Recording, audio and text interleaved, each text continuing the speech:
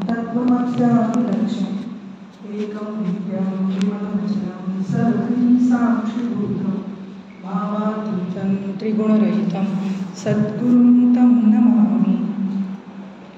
शुकासारिखे पूर्णवैराग्यजाचे वसिष्ठा परिज्ञान योगेश्वराचे कवी वाल्मिका सारिखा मान्यैसा नमस्कार माझा सद्गुरु रामदासा. जय जय रघुवीर समर्थ.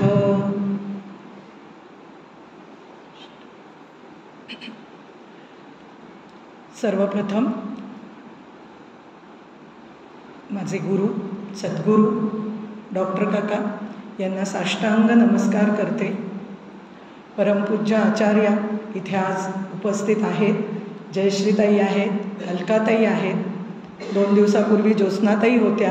या सगळ्यांना त्यांचं स्मरण करून सगळ्यांनाच यांना मी विनम्र अभिवादन करते. पहिल्या दिवशी स्नेहाताईंनी नाममहती हे केलं, सीमाताईंनी काल सांगितलं, त्यांनाही विनम्र अभिवादन करते. आणि श्रोते तुम्ही महेशाच्या मूर्ती, तर आपल्यालाही नमस्कार करते. आणि आज जो मला या नामसाधना शिबिरामध्ये जो विषय दिला आहे तो आहे नामापराध. त्या विषयाच्या चिंतनाला सुरुवात करते. नामापराध असा जेव्हा विषयाचा मी अगदी तिकडच्या म्हणजे तुमच्या आपल्या श्रोत्यांच्या भूमिकेत जाऊन जेव्हा होत असते, आता इथे बसल्यावर नाही तिथे असताना असा नामापराध असं म्हटल्या क्षणी आधी पोटात गोळा आला की अरे बापरे, म्हणजे असे घडतात का काय, किंवा काय असतात हे, आणि हे घडल्यावर काय होतं, असे खूप प्रश्न आले मनात. आणि काय म्हणजे आपलं तर छान चालू आहे, खरं सगळं नामस्मरण मस्त जोरदार चालू आहे, सगळं घडतंय. या सगळ्या भूमिकेतच खरं तर या विषयाच्या चिंतनाला सुरुवात झाली. त्या भूमिकेत होते.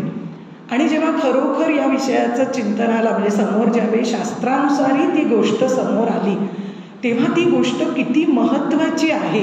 म्हणजे जसं आपण पहिल्या दिवशी सुरुवात नाममहतीपासून केली ना, तितकीच महत्त्वाची गोष्ट उपक्रम उपसंहार आपण असं जसं म्हणतो ना की विषयाला सुरुवात झाली की त्याचा शेवट एक संपूर्ण वर्तुळ कंप्लीट करून यायला लागतो ना, तितकाच महत्त्वाचा भाग हा आहे की जितकी महती आपण जाणून घेतो तेवढंच महत्त्वाचं आहे की ती महती आपण का जाणून घेत असतो, तर त्याचा जो परिणाम आपल्याला हवा असतो. कारण एकमेव हे शास्त्र आहे, परमार्थशास्त्र हे एकमेव शास्त्र आहे की आधी ज्याच्यात परिणाम सांगून ठेवलेत. जीवनात आपल्या कुठल्याही आपण सगळेच जण इथे आहोत की ज्यांनी अनुभवलेलं आहे की व्यवहारात आपण कुठलाही गोष्टीचं हो याचा परिणाम हाच होईल असं पक्क सांगू शकत नाही. केवळ परमार्थशास्त्र असं आहे की जिथे आपण पक्क परिणाम दिलेला आहे. वेदशास्त्र, संत, सद्गुरू सगळ्यांनी दिलेले आहेत, अनुभवातून आलेली गोष्ट आहे. तर मग सांगायचा मुद्दा हा होता की जेव्हा आपल्याला ती नाममहती कळते आणि त्याचा परिणाम कळतो, तेव्हा आपल्याला तो ज्यावेळी प्रवास करायचा असतो त्या प्रवासात घडणारी ही एक महत्त्वाचा हा मुद्दा आहे की आपल्याला जर जाणीवपूर्वक समजून उमजून जर हे केलं गेलं नाही तर जे घडतात त्याला अपराध म्हणतात. नाहीतर आपल्याला बघा बरं, म्हणजे अगदी हा विषय जेव्हा समोर आला तेव्हा मला असं एकदम डोळ्यासमोर आलो की जेव्हा काही एखादं टी व्हीवर असे काय प्रसंग असतात ना, कोणते मद्य सेवन करत असतात आणि खाली काय लिहिलेलं असतं, काय मद्य सेवन चांगलं नाही असं ते इंग्लिशमध्ये येतं, किंवा cigarette smoking is injurious to health. सगळं खाली येतं, वर चाललेलं असतं, सगळं दाखवलं जातं, चित्र आपण सगळी बघतो.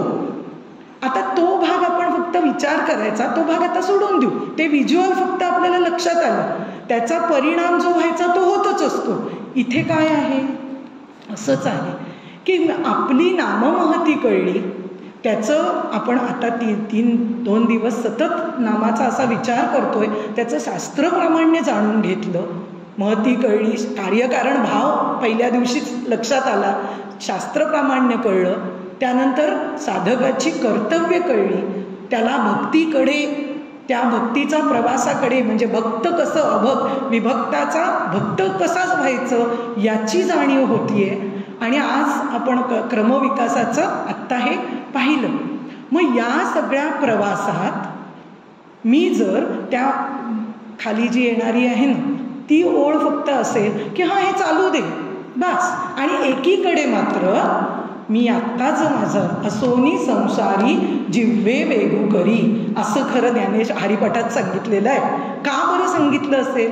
कारण पहिली गोष्ट ही महत्त्वाची आहे की आत्ता अभ्यास करताना आपण सगळे प्रापंचिक आहोत, ही पहिली गोष्ट लक्षात घ्यायची की मी मी प्रापंचिक आहे. मग माझ्या प्रपंचाला धरूनच माझा परमार्थ मला करायचा आहे, कुठेही सगळं सोडून करायचं नाहीये.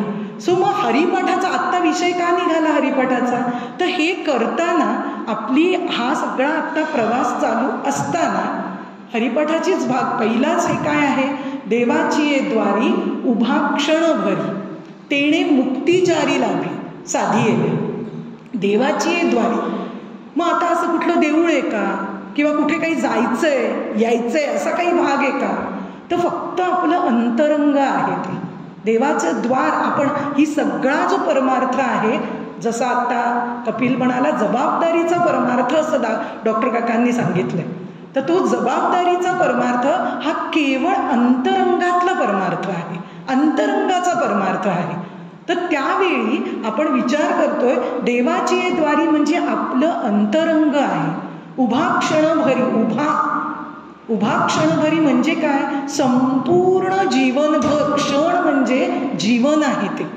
मला हरिपाठ सांगायचा नाही आहे, पण तो संदर्भ इथे येणार आहे म्हणून मी तो मुद्दा मांडते की ते अख्खं जीवन जेव्हा अंतरंगातली साधना, मग त्याला साधन काय? म्हणून पुढे त्यांनी सांगितलंय देवाची द्वारी उभा क्षणभरी तेणे मुक्तिचारी. त्याचा परिणाम सांगितला, पण पुढे साधन सांगितलं हरिमुखे म्हणा, हरिमुखे म्हणा. इथे आपण आपल्या विषयावर आलो की नाम घ्या. आज ज्ञानोबा त्या हरिपाठातनं नाम घ्या सांगितलं, म्हणजे नाम हे साधन दिलेलं आहे प्रापंचिकांना. आपले असोनी संसारी अतिशय आपण आता अभ्यास करतोच आहोत, तेच पुन्हा सांगण्यात काही, कारण आता हळूहळू त्या स्टेजवर आलेलो आहोत आपण. तर आता मग आपल्या विषयाकडे वळताना मग काय असं घडतं? हे अपराध कोणते आहे? ते कुठे सांगितलेत? कोणी सांगितलेत? शास्त्रानुसारी ते आहेत का आपणच काही असे ठरवले? तर अगदी महत्त्वाची गोष्ट आहे की जेव्हा संत शास्त्र म्हणजे कायम लक्षात ठेवायचा प्रापंचिकांनी, संसारी माणसांनी, जेव्हा आपल्याला परमार्थ करायचा असतो ना, तेव्हा तो काळ, काम आणि वेगाचं गणित आपल्याशी पक्क करावं लागतं. कारण आपल्याला माहितीच आहे की तो प्रपंच संपणारच नाही आहे. त्यामुळे मला जर योग्य वेळात योग्य ते साधन करून तो जो परिणाम मिळवायचा असेल, तर मला शास्त्र विचार आणि संत विचारांशिवाय पर्याय नाही. हा मुद्दा पहिला पूर्ण श्रद्धेने घेणं आणि तो बुद्धिनिश्चय करणंच गरजेचं असतं. आणि अशा पद्धतीने शास्त्रात जो नामापराध हा जो आजचा विषय आहे, तर तो शास्त्रात सांगितलेला आहे. म्हणजेच पहिली पायरी आपली ही आहे की शास्त्रानुसारी जे 10 अपराध सांगितले आहेत, ते 10 अपराध ते आहेत यावर पहिली आपण श्रद्धा ठेवणं आवश्यक आहे. की असं कसं, हे कसं नसेल, हे कसं असेल, हे का आणि कसं, यामध्ये जर आपण वेळ घालवला तर त्याचा परिणाम जो आपल्याला नामाचा साधायचा आहे, तो परिणाम साधणं शक्य तरी होणार नाही, नाहीतर त्याला वेळ लागेल. तर आता ते 10 जे अपराध आहेत शास्त्रामध्ये सांगितलेले, ते कोणते आहेत ते आधी आपण बघूया. आणि मग ते अपराध का घडतात, मग हे अपराध घडू नये म्हणून काही आहे का, आपण काही करू शकतो का, म्हणजे आपण त्यावर काही विचार चिंतन करू शकतो का, त्याचा परिणाम आपल्याला साधून घ्यायचा असेल, नामाचा नामनामी अभेद हे जे सांगितलं जातंय तिथवर आपल्याला जायचं असेल, तर ही मधली गोष्ट आपल्याला घडता कामा नये. हे जर पक्क करायचं असेल तर आधी अपराध आपण जाणून घेऊया. तर महत्त्वाचं म्हणजे इथे पद्मपुराण जे सनत कुमारांनी नारद मुनींना हे 10 अपराध सांगितले आहेत. तर आता ते कोणते आहे? तर त्यामध्ये म्हणजे नामस्मरण करताना साधकांनी हे अपराध करू नयेत असं स्पष्ट त्यामध्ये लिहिलेलं आहे. म्हणजे साधकांनी करू नये म्हणजे आता हे सगळं आपण आपल्याला लावत घेऊन पुढे व्हायचं, म्हणजे आता हे मला करायचं नाही. मग आता पहिलाच हे सांगितलंय साधू निंदा. पहिला अपराध सांगितला. मी आधी 10 सांगते आणि मग थोडक्यात सांगितल्यावरच आपल्याला लक्षात येणार आहे, कारण इथे जे काही साधक आलेले आहेत त्यांना अगदी एक्सप्लेन करायची गरज आहे असं निश्चितच तसं नाही आहे, पण आपण बघूया ते काय आहेत. साधू निंदा. दुसरं आहे शिव विष्णू यांच्या त्यांचे जे गुणनाम आहेत त्याच्यात भेद मानणं. आपण या 2 दिवसात बऱ्यापैकी या गोष्टींमध्ये मध्ये आलेलं आहे, पण आता त्याची जी जुळणी आहे ना, विचारांची जुळणी ती होणार आहे. त्यानंतर गुरुजनांची अवज्ञा हा तिसरा अपराध सांगितलेला आहे. नंतर सांगितलं आहे की वेदशास्त्र पुराण याच्यातून ज्या काही गोष्टी आपल्यापर्यंत येतात त्याची निंदा करणं, म्हणजे त्या आहेत का नाहीत किंवा आपल्याच दृष्टीने नाही म्हणायचं अशा पद्धतीने त्याची निंदा करणं. त्यानंतर सांगितलंय नाम महात्म्याला अर्थवाद समजणे. मी येणार आहे परत इथे, त्यामुळे आत्ता फक्त आपण पुढे जाणार आहोत की अर्थवाद म्हणजे काय ते जाता जाता सांगणार आहे. तर अर्थवाद म्हणजे त्याचं अवास्तव वर्णन केलं गेलंय असं मानणं, याला म्हणतात नाम महात्म्याचा अर्थवाद. त्यानंतर व्रत दान यज्ञ असं शुभकर्मा, ही जी शुभकर्म आहे त्या समान नामास लेखणे फार महत्वाचा भाग आहे बरं का. म्हणजे शुभकर्म सांगितलेली आहे पण शुभकर्म म्हटलेलं आहे. आणि नाम आपण काल कर्तृतंत्र आणि वस्तुतंत्र याविषयी आपण छान समजून घेतलेली आहे ती संकल्पना, तेच संकल्पना इथे लागू होते.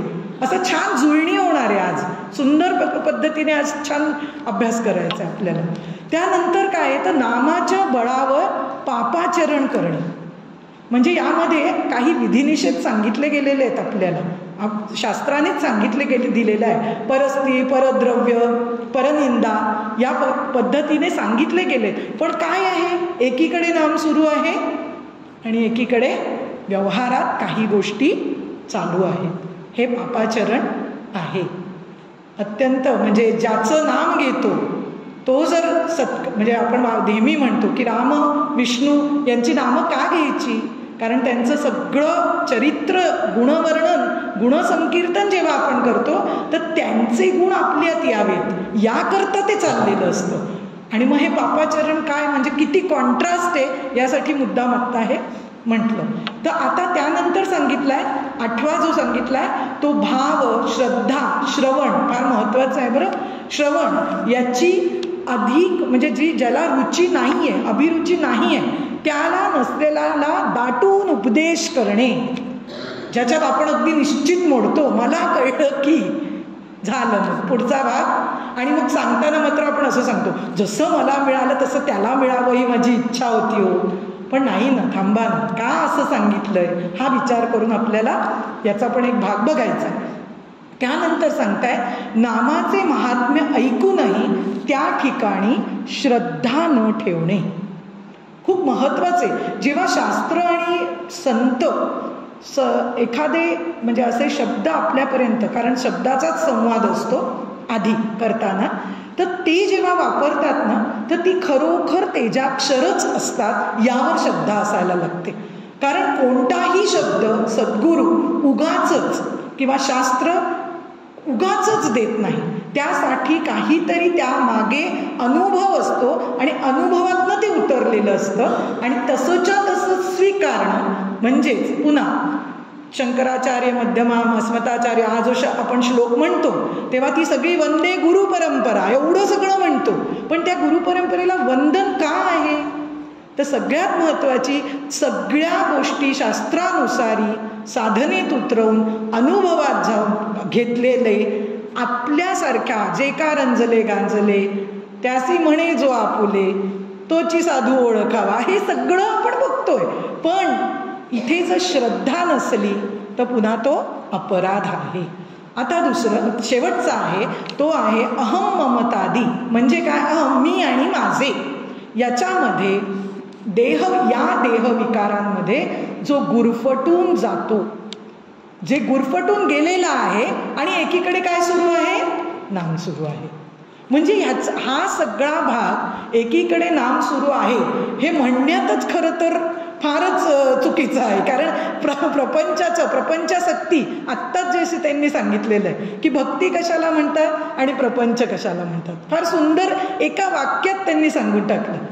असा जो भाग जेव्हा आपल्याला डॉक्टर काका फार सुंदर पद्धतीने प्रवचनांमधनं सांगायचे की हा सगळा अभ्यास करणं म्हणजे काय असतं, ते खरं तर आत्ता इथे या क्षणी आपण सगळे बसलेले सर्वत्र सदा सम असणारं ब्रह्म आहोत, नक्की आहोत.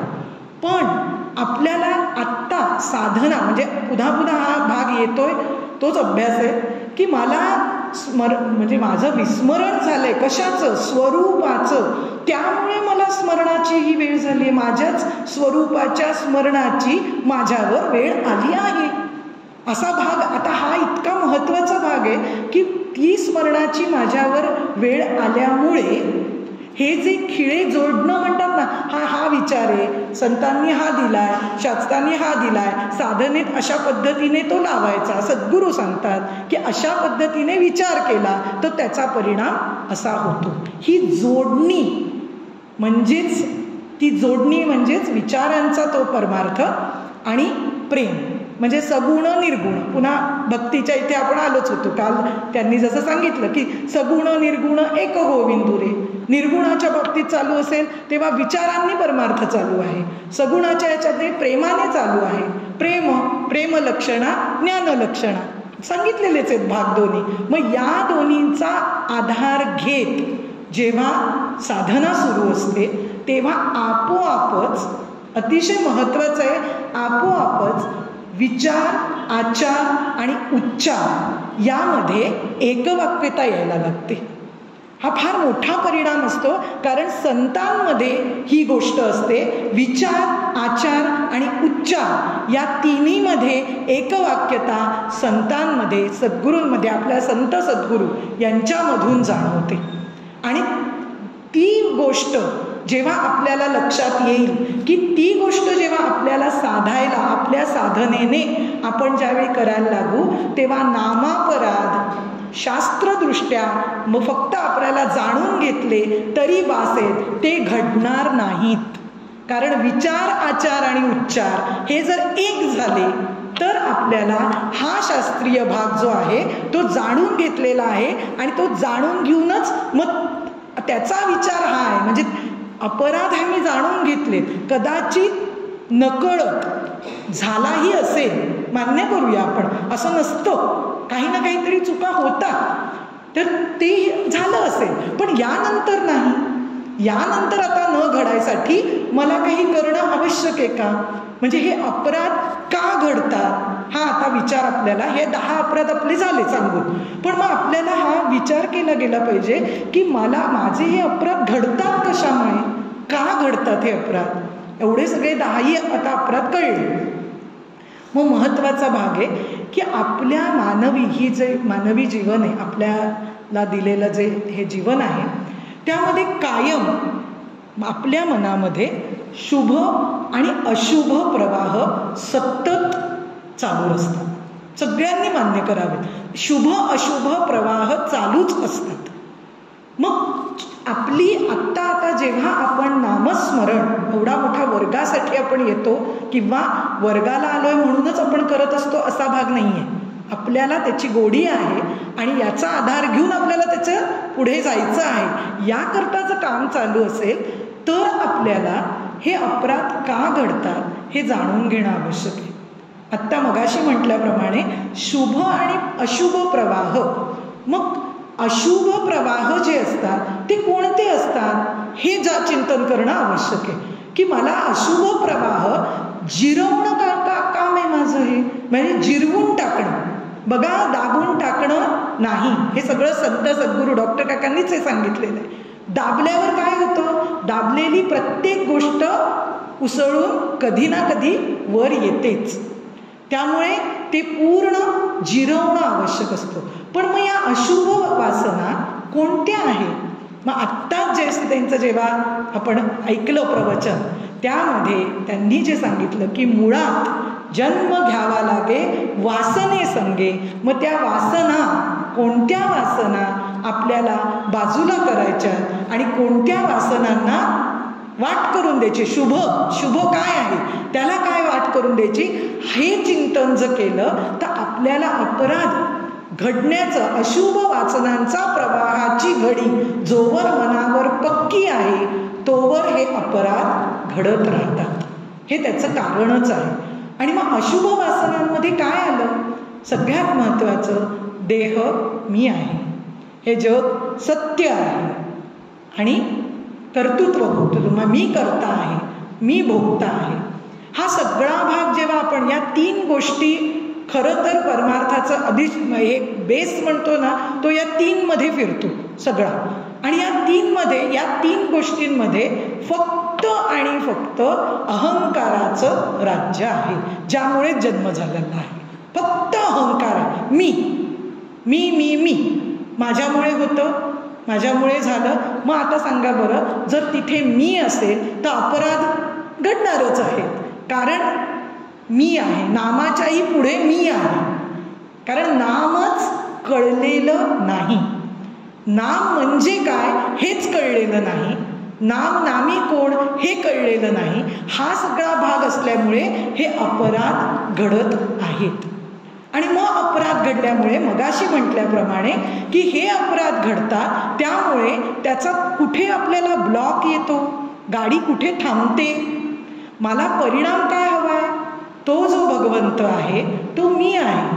श्रीराम, श्रीकृष्ण ते तत्वरूपाने जे आहे तेच मी आहे.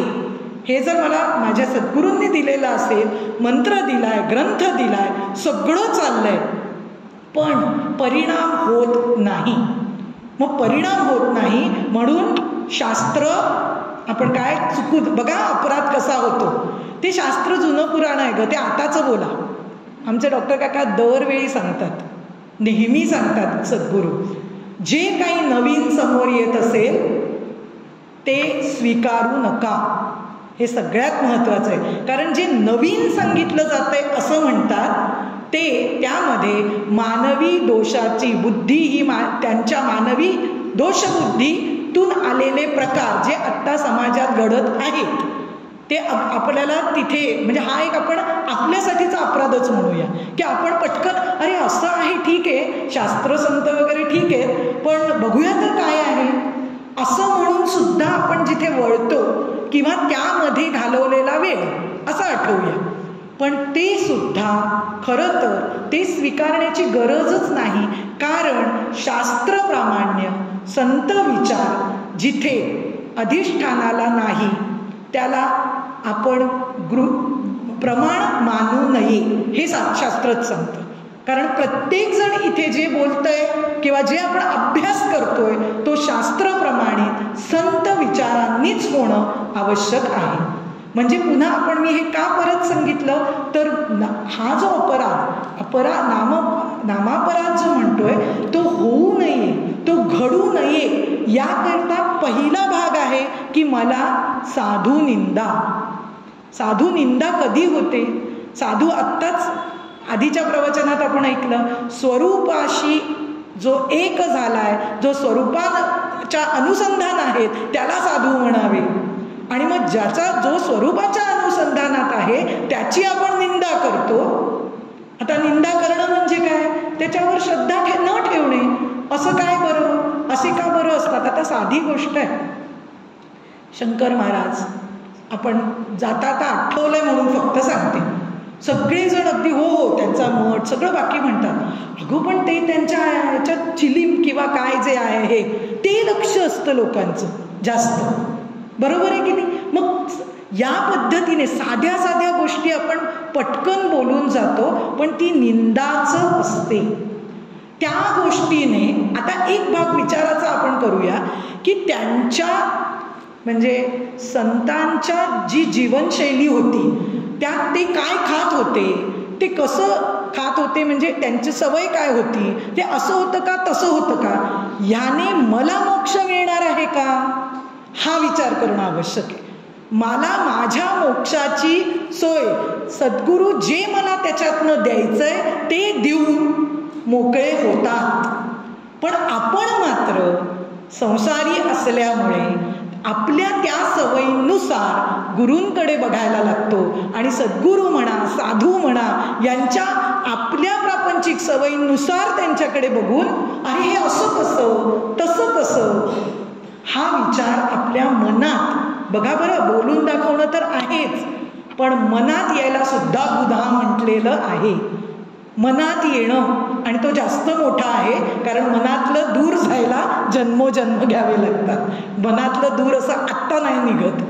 त्यामुळे लक्षात ठेवायचं की साधू निंदा फार मोठा, आता हे अशा पद्धतीचे आहेत म्हणून जरा लवकर घेते, कारण प्रत्येक अपराधावर आपण संतांच्या खरं तर ओव्या बघू शकतो, इतकी त्यांनी उत्तरं दिलेली आहेत. पण त्यानंतर सांगितलंय की जसं शिवविष्णू यांचा भेद सरळ सरळ आपण चिंतन करू शकतो. आता 2 दिवस आपल्याला सतत सांगितलं जात आहे, डॉक्टर काकांचं वाक्य सांगितलं जात आहे की सगळे देव हे आतून सामील आहेत. याचा अर्थ एवढाच सांगितला गेलाय की तत्वरूप एकच आहे, तत्वाने सगळे एकच आहेत. मग एकच असताना इथे जर शिव विष्णू हे जर आपण हरिहर भेद, साधी गोष्ट आहे, आणि आपल्याला ते दिसतात, त्यातून निर्माण काय परिणाम काय होतो, तुझं माझं.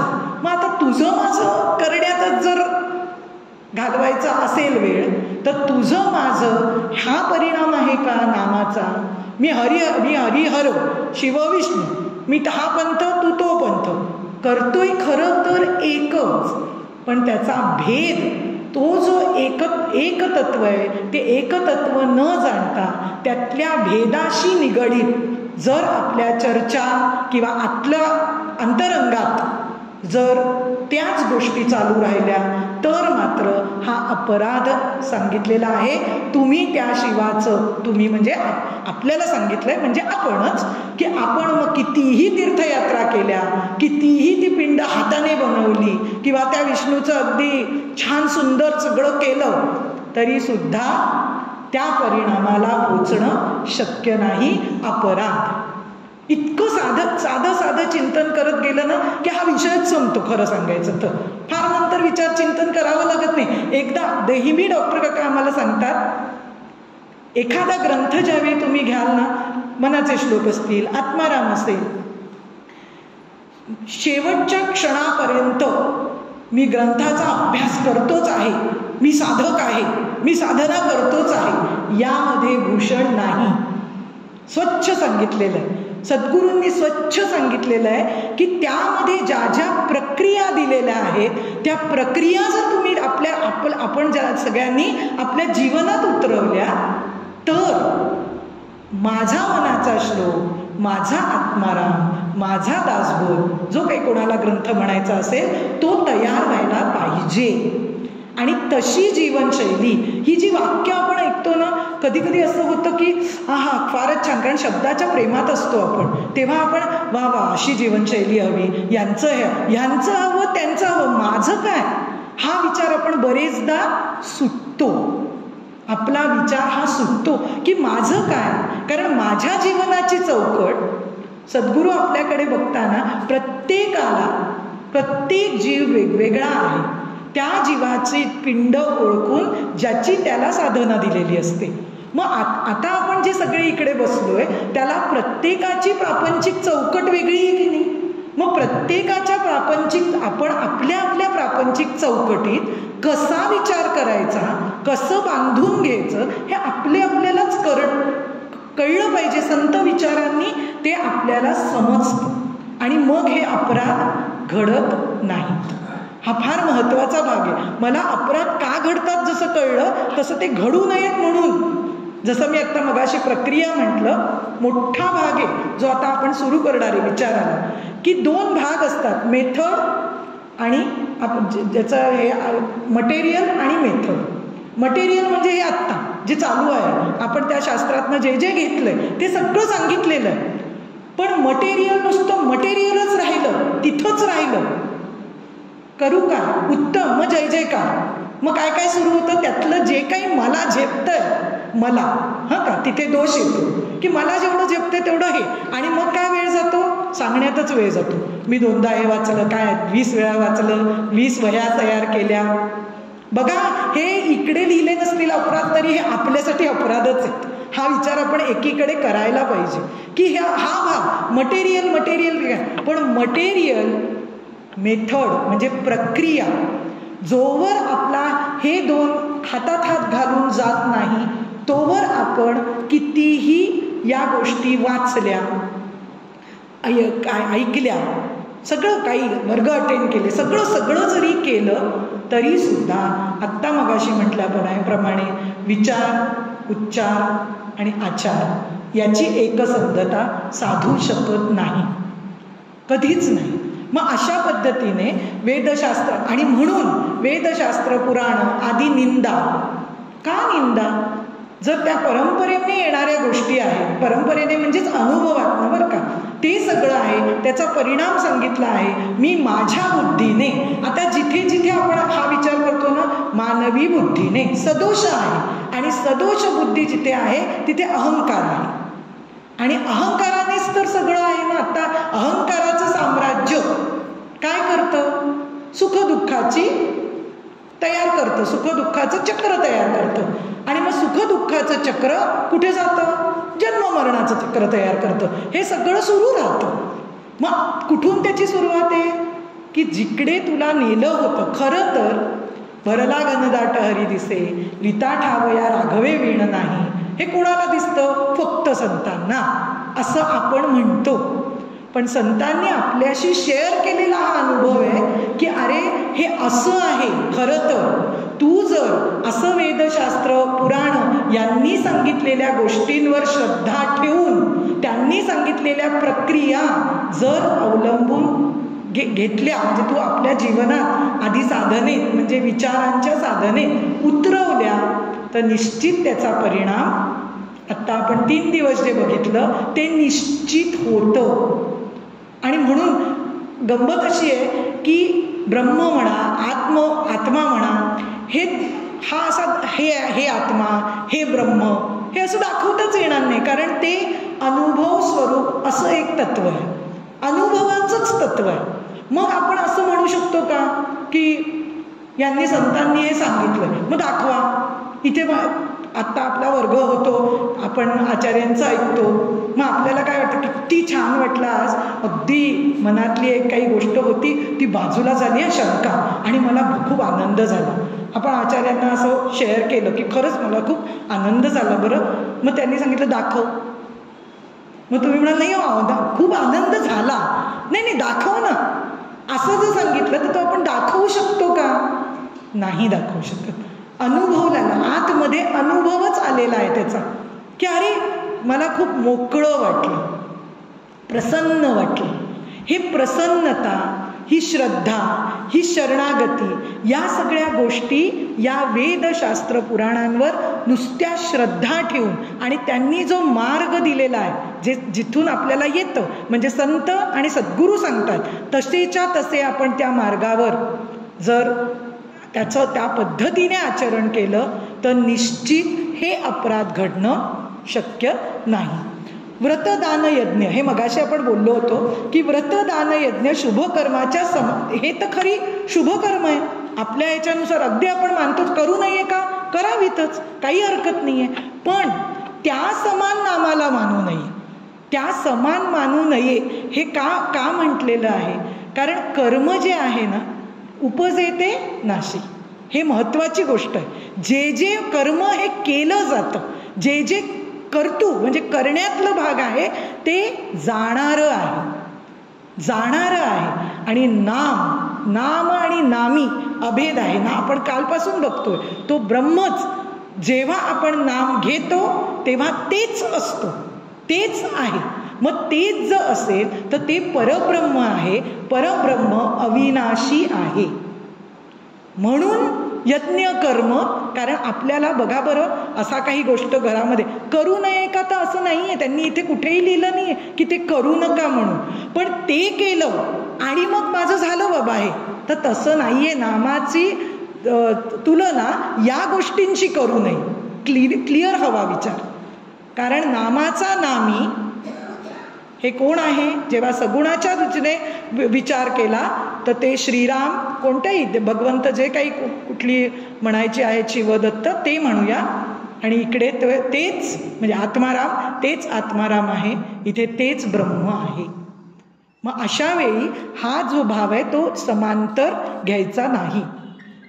भाव श्रद्धा नसलेल्याला सांगू नये. यामध्ये स्वच्छ असा भाग आहे. 2 भाग विचार करायचा. नसलेल्याला सांगू नये हे इथपर्यंत आपल्याला कळतं, पण जेव्हा सांगावंसं वाटतं ना तिथे पुन्हा आपला अहंकार असतो, हेही लक्षात ठेवायचं. म्हणजे आपण एकीकडे अभ्यास करतोय की माझा अहंकार लय व्हावा, आणि एकीकडे हा अपराध घडतो आहे की मला काय, आणि मग त्याच्या उपर लेअर आपण काय करतो, मला जसं वाटलं तसं त्यांनाही मिळू दे ग. नाही थांबा, आधी तुमचं तू आपलं चालू द्या. परमार्थ हा स्वार्थाचा आहे म्हणतात तो अशा पद्धतीने. स्वार्थ हा व्यावहारिक दृष्टीने घेतलेला अर्थ नाही येतो. स्वार्थ म्हणजे सगळ्यात महत्त्वाचं आपली आपल्यावर, फक्त मला जे साधन दिलं गेलेलं आहे त्या साधनाचा भाग मी जसं सांगितलंय तसं करते की नाही, एवढंच. रात्रंदिना आम्हा युद्धाचा प्रसंग आपल्या बाबतीत व्हायला हवा. तो होत नसेल तर गडबड आहे. तो व्हायलाच हवा. मग आपलं आपल्यावर लक्ष हवं, दुसऱ्यांवर नको, आणि दुसऱ्यांना सांगण्याची घाईसुद्धा नको. हा महत्त्वाचा भाग. नामाचे महात्म्य ऐकून त्यावर श्रद्धा न ठेवणे, हे आपण आता श्रद्धेचा भाग बघितला. नामाचा भाग चालूच आहे, पण श्रद्धा म्हणजे काय तर फक्त आणि फक्त शास्त्र, संत, सद्गुरू यांनी दिलेल्या वचनांवर विश्वास, याला श्रद्धा म्हणतात. फक्त त्याचा पूर्ण विश्वास, त्यांचं जे वाक्य, महावाक्यच म्हणू, त्याला शरणागती, याला श्रद्धा म्हणतात. आणि म्हणून इथे सांगितलंय की नामाचे महात्म्य ऐकूनही, म्हणजे तूच तो आहेस इथपर्यंतच खरं गाडी आहे, पण ते ऐकूनही त्यावर श्रद्धा नसणे. मग काय उपयोग आहे? हे सगळं करून उपयोग काय? तसंच आहे, म्हणजे इंजुरियस टू हेल्थ. ठीक आहे, तरी मी करत राहणार आणि त्याचे परिणाम भोगणार. मग इथे पण भोगणार की मला नाम घेऊन सुद्धा खूप जण येतात आणि सांगतात, काय सांगू ताई, 20-20 वर्ष नाम घेतो, काही परिणाम नाही. आता हे काही परिणाम नाही हे त्या नामाला चिडून म्हटलंय का काय? अरे तू आतमध्ये बघ, स्वतःकडे बघ की का परिणाम नाही. तर हे जे अपराध असतात ते घडत असतात आणि त्याचा कुठलाही म्हणजे विचार केला गेलेला नसतो. आणि म्हणून हा विचार करणं अतिशय महत्त्वाचं आहे. शेवटचा जो हा याच्यात 10वा जो सांगितला आहे तो अहम ममतादी देह विकारात गुरफटून, इथे म्हणजे सगळा परमार्थ चाललेला आहे. अहम ममतादी म्हणजे ज्यासाठी खरं तर आपण परमार्थ, परम अर्थ म्हणजे श्रेष्ठ अर्थ म्हणजे प्राप्तव्य. मला काय प्राप्तव्य आहे तर माझ्या स्वरूपाची प्राप्ती, हेच माझं प्राप्तव्य आहे. मग परम म्हणजे श्रेष्ठ आहे.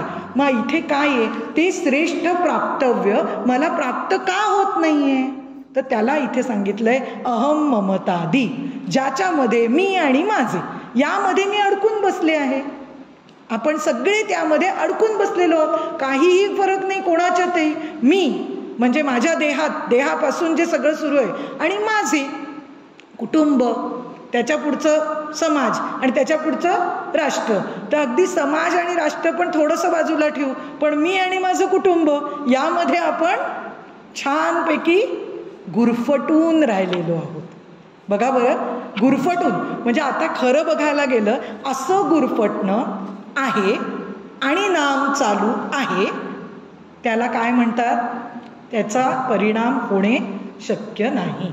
म्हणजे परवाच कुणी उदाहरण दिलं होतं की विठ्ठल विठ्ठल, म्हणजे जर विठ्ठल हे नवऱ्याचं नाव आहे, हे मुलाचं नाव आहे, हेच जर असं डोक्यात असेल तर मग काय करायचं काय, म्हणजे त्याचं काहीच करू शकत नाही आपण. कारण खरा विठ्ठल, खरा देव काय आहे, भगवंत काय आहे हे लक्षातच घेतलं नाही, कारण शास्त्रावर श्रद्धा नाही. आता हे सगळे 10 अपराध थोड्या याने आपण बघितले. मग आता आपल्याला मेथड, मगासपासून अगदी महत्त्वाचा भाग आहे. हे आपण बघितलं, आत्ता जे सगळं बघितलं ते मटेरियल होतं, की हे सगळं सांगून ठेवलेलं आहे. मग हे काय आत्ता आपण लायब्ररीत कुठेतरी वाचलं, कळतं सगळ्यांना ते, पण हे मटेरियल झालं. मग आता प्रक्रिया म्हणजे आता जर काकांनी फार छान पद्धतीने एका प्रवचनात सांगितलं होतं की शास्त्राभिमुखता, साधनाभिमुखता आणि जीवनाभिमुखता ह्या 3 गोष्टी आपण ज्यावेळी परमार्थाच्या वाटेवर येतो ह्या लक्षातच ठेवल्या पाहिजेत. आणि त्या 3 गोष्टींशिवाय तो पूर्णत्वाला जाऊच शकत नाही. फक्त शास्त्रावर चाललंय नाही चालणार, कारण शास्त्राने सांगितलेल्या संकल्पना जोवर साधनेत उतरत नाहीत तोवर ते शास्त्राचं काम संपत नाही. मगाशी जसं म्हटलं की माझा दासबोध आपण समजून घेऊ. जेव्हा मी माझा म्हणते तेव्हा तुम्हाला लावून घ्या, असं की जेव्हा मी माझा दासबोध, माझी तुकाराम गाथा असं जेव्हा म्हणते तेव्हा मला शास्त्रातल्या संकल्पना स्पष्ट होणं गरजेचं असतं. आणि तेव्हाच मी साधना करणं म्हणजे काय असं फार वेगळं आपल्याला ना खूप लहानपणीपासून काही गोष्टी बघितल्यामुळे, काही गोष्टींचे भडीमार झाल्यामुळे ह्यालाच साधना म्हणतात असं वाटतं. अगदी म्हणून तो शास्त्राचा विचार करायचा असतो. म्हणजे काय, जसं पुन्हा ती काकांचीच येत आहेत सगळी उदाहरणं, की कधी आपल्याला देवाचा असा जेव्हा दर्शन झालं कधी म्हणावं, की कधी कसं असतं पिक्चरमध्ये ते दर्शन, की जोरदार पाऊस आला, वादळ आलं, जोरदार घंटा वाजायला लागल्या, म्हणजे काय होतं, आणि त्यानंतर बरोबर वीज कडाडली आणि तो मला समोर दिसला आणि मला दर्शन झालं. हे इतके इम्पॅक्ट्स घेऊन आपण त्यालाच समजायला लागतो की असंच काहीतरी होणार असतं किंवा असंच काहीतरी असतं. तर तो भाग इथे आपल्याला जेव्हा आपल्याला शास्त्रीय संकल्पना, आता म्हणून हाच भाग की आपल्याला नामापरात जेव्हा कळले, आता त्यातलं महत्त्वाचा एक भाग बघू की गुरु अवज्ञा. गुरूंचं सांगितलेली, त्यांनी जे काही सांगतात त्याची अवज्ञा म्हणजे काय, ते न ऐकणं. याचा उलटा भाग आपण म्हणूया, जसं मला समजलं तसं ऐकणं, किंवा मला जसं वाटतंय, मला जसं झेपतंय तसं ऐकणं, हे अपराध आहे. गुरु, सद्गुरू, मी काहीतरी माझं जे नाव आहे इथे ते नाव, किंवा इथे आपण सगळे बसलेलो ते नाव बघून मग त्यांना असं आपले काय जे हे करून त्या पद्धतीने ते कधीच आपल्याशी संवाद साधत नाहीत. प्रत्येक जण आपण इथे एक जीव आहोत त्यांच्यासाठी, आणि या जीवाची शिव म्हणजे त्याच्याच स्वरूपाशी ओळख करून देण्याची मधली फळी ही ते आहेत. गुरु आणि सद्गुरूंमधला आपल्याला जर फरक कळला नाही तर सद्गुरूंच्या वचनांची अवज्ञा होते. गुरु आणि सद्गुरू साधी गोष्ट आहे. आपल्याला इथून इथे कसं जायचं असं जे मार्गदर्शन करतात ते गुरुच असतात.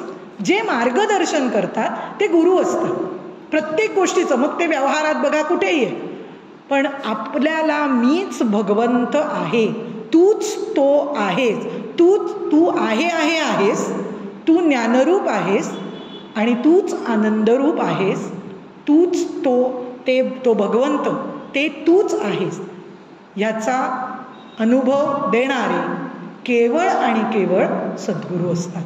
मग आता मला सांगा, इथे जेव्हा अपराध म्हणून गुरु अवज्ञा लिहिली आहे, तिथे आपण जेव्हा सद्गुरू आपल्याला काही गोष्टी नाही किंवा काही गोष्टी हो अशा करायच्या, आपल्या म्हणजे त्या आपल्या हितासाठी, आपल्या कल्याणासाठी असतात, एवढा जरी भाग आपण पक्का केला ना तर आपल्याला हे प्रश्न पडत नाही, तिला असं सांगितलं आणि मला का नाही, तिला असं केलं, त्यांना असं दिलं, हे असं का करतायत, हे असं का करतायत, हे आपण आपल्या सद्गुरूंविषयी विचार करायचा.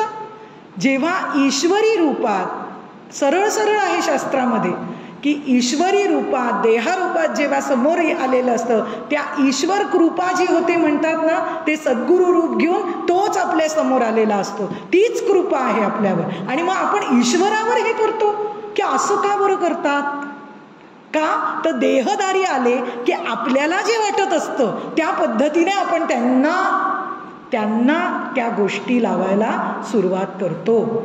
छोट्या छोट्या गोष्टी असतात आणि आपण काय विचार करतो की सद्गुरू मी दिसत नाही का त्यांना? अरे मी दिसत नाही, मी नाहीच दिसत. कोण तू, कोण आडनाव नाव काही दिसत नाही. हा भाग हा खूप मोठ्या गोष्टी आहेत, यामध्ये सांगण्याजोग्या सखोल आहेत. पण सद्गुरूंनी दिलेला शब्द जेव्हा ते नाही म्हणतात ते नाहीच असतं आणि जेव्हा ते हो म्हणतात तर ते हो असतं. आणि महत्त्वाचा भाग आहे त्यामध्ये, जे काही मग आपल्याला आपल्याकडनं घडत आहे ते केवळ आणि केवळ त्यांचं बळ असतं. या शरणागतीतून जर आपला प्रवास सुरू झाला तर आता हे अपराध जे म्हणतोय ना आपण, त्याची ती बाजूला होऊन आपल्या नामाची म्हणजे आपणच ते आहोत याच्या प्रक्रियेला सुरुवात झाली. हे पक्क असतं, कारण तिथे ही घडी येतेच. महत्त्वाचा भाग आहे.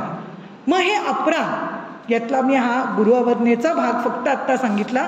आता महत्त्वाची एक गोष्ट बघूया की हे अपराध घडायला कारणं ही जी असतात की का घडतात, हे कुठून म्हणजे कशामुळे घडतात आणि आता ती प्रक्रिया. अशा दोन पॅरलल गोष्टी बघूया. इंद्रिय निग्रह नाही.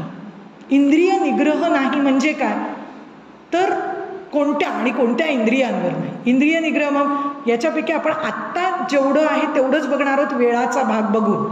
मन आहे, मनावर कंट्रोल म्हणजे नियंत्रण नाही. आणि म्हणजे आपण हे नामसाधना का शिबिर आहे ते त्याचा भागच आहे हा, बरं का. तोच भाग आता चालू होतोय की मनावर नियंत्रण नाही आणि डोळे, कान आणि वाणी यात आपण आत्ता हे चार बघणार आहोत की यावर नियंत्रण नाही म्हणून हे अपराध घडतात. कारण कळलं आपल्याला. मग आता असं अपराध घडू नये आणि यावर नियंत्रण यावं यासाठी काही प्रक्रिया आहे का तर हो, इतकं सुंदर आहे. म्हणजे नामसाधन हे याकरताच सुरू होतं की मला आता आपण चित्ताचं द्रवीभवन हे सगळं आत्ता मगाशी आपण ऐकलं. अगदी भाग आता इथे हाच असतो की हे अपराध बाजूला करून आता मला ते मनावर जर नियंत्रण आणायचं आहे तर माझ्या मनावर शास्त्र संस्काराची घडी बसणं आवश्यक आहे. मग आत्ता माझ्या मनावर कुठल्या घड्या आहेत तर वासनेच्या घड्या आहेत. वासनेच्यातून जे संस्कार आलेले आहेत म्हणजेच अहंकाराची घडी आहे.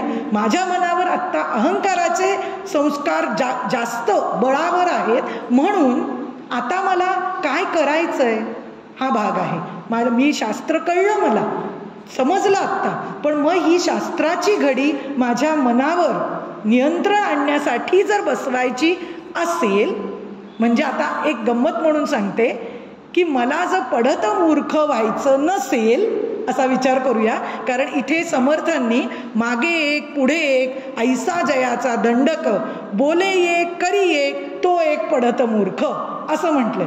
आता बोले एक करी एक म्हणजे आपण म्हणतो अपराध पण चालू आहेत, नाम पण चाललंय, तो एक पढत मूर्ख.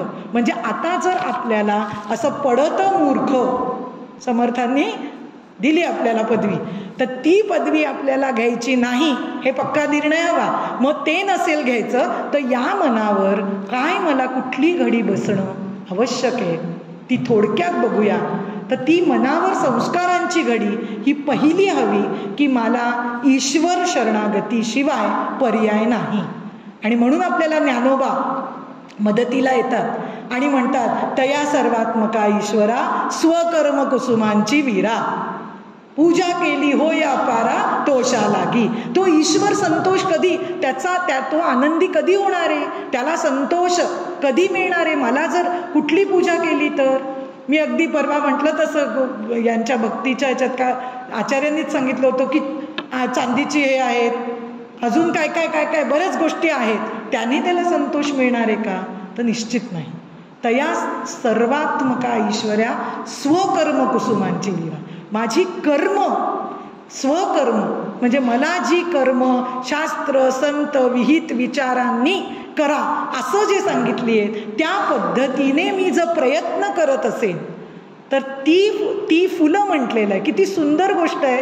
आणि मग आपोआपच ती सुगंधित कशाने होतील तर त्यामध्ये अहंकार नाही आहे, त्यामुळे ती आपोआपच सुगंधी होणार आहेत. आणि ती सुगंधी म्हणण्यालाच शास्त्राने निष्काम कर्म, म्हणजे ती निष्कामतेने सुगंध, तो सुगंध जो आहे तो त्या निष्कामतेचा आहे. निष्काम म्हणजे काय?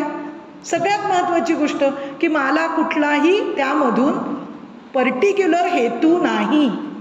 संवादी आणि असे दोन भाग असतात बरं का.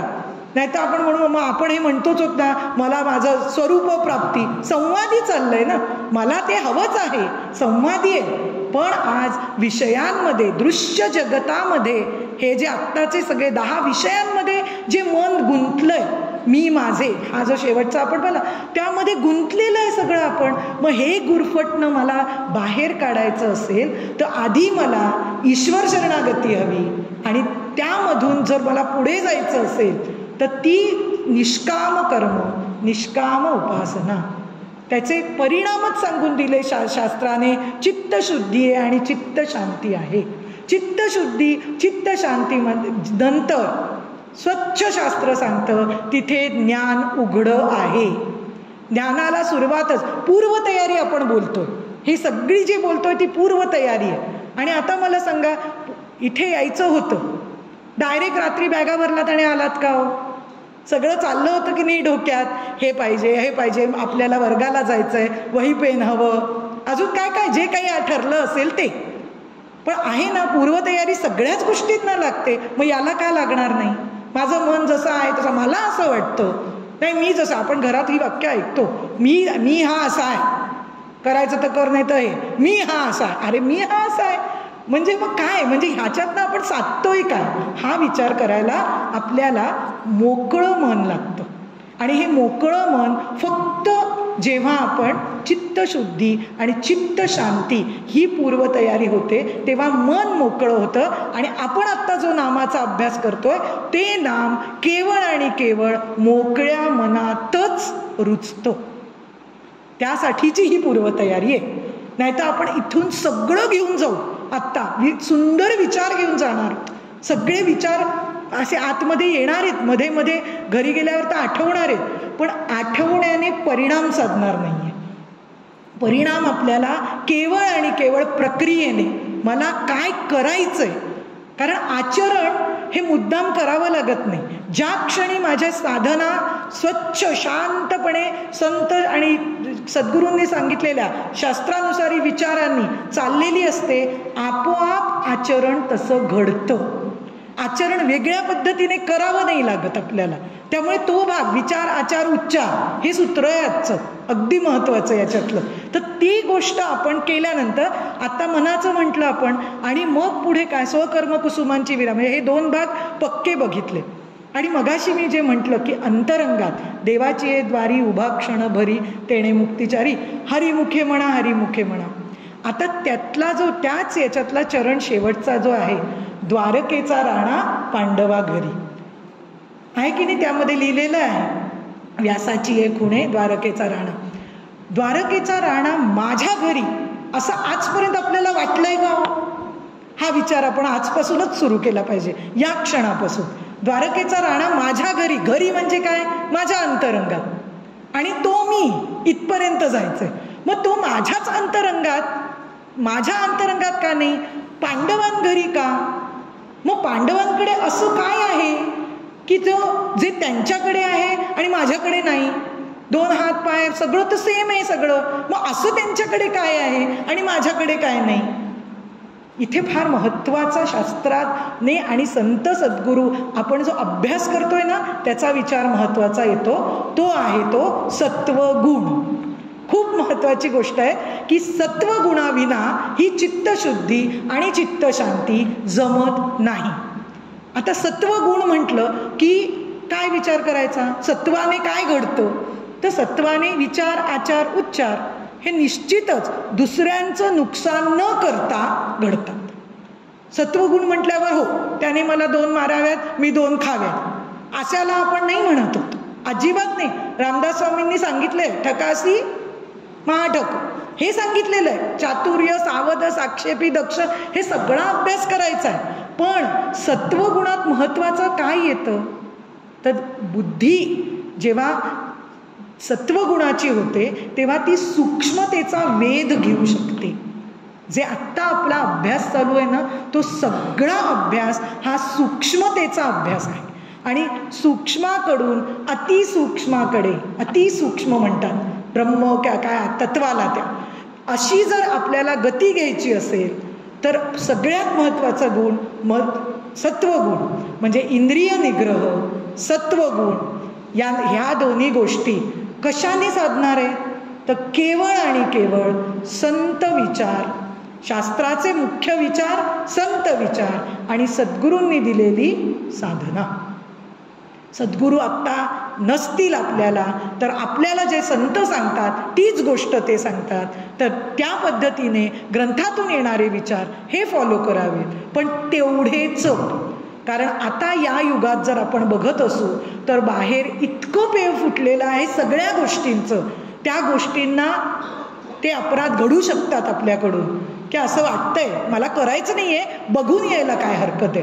पण त्या बघून येण्यामध्ये आत्ता जे मी शेवटचा पॉईंट सांगते अगदी, की डोळे, वाणी आणि कान या 3 गोष्टी या दृश्य जगतात, हे आपण 2 दिवसात ऐकलंच होतं की या दृश्य जगतात अडकलेलं आहे. सतत डोळ्यांचा तर तो विषयच आहे, उघडले की दिसणारच, बंद असतानाही दिसतंच, पण तरीसुद्धा तर दिसतंच आहे सगळं. कानाने वेध घेणं चाललेलंच आहे वेगवेगळ्या गोष्टींचं, हे मला कळलं नाही, हे मला कळायचं आहे, हे मला आवडतं, हे ऐकू येतं आहे, हे सगळ्या गोष्टी चाललेल्याच आहेत. आणि बोलणं, वाणीतून काय आहे.